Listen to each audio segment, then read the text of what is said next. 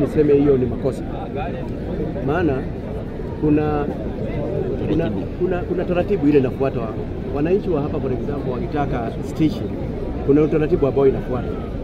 Kuna kitu inaitwa public participation pamoja na leadership ya area fulani. Wao wenyewe wanaona kweli hapa tunahitaji kituo cha polisi ndio tuweze kuongeza usalama. Halafu hiyo mjadala inapelekwa kwa Sub County Security Committee ambao inaongozwa na the DCC wa hiyo area na wakuu ya polisi wa hiyo area na National Intelligence Service na wale wengine ambao wako kwa hiyo vitengo za usalama. Wanaikalia chini, wanaiangalia vizuri. Wanaona na kweli ile wananchi wanasema hapa tunahitaji kituo cha polisi ni hivyo.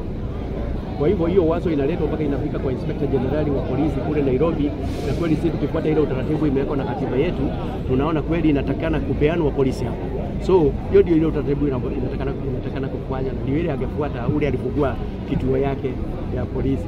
Kwa hivyo hiyo ilikuwa ni makosa kubwa ambao haikutakana kufanyika namna hiyo, lakini ikiwa wananchi ya eneo hiyo bado wako na haja na kuwa na kituo cha polisi, hiyo ndio utaratibu ambao inatakana kufuatwa. Asante sana.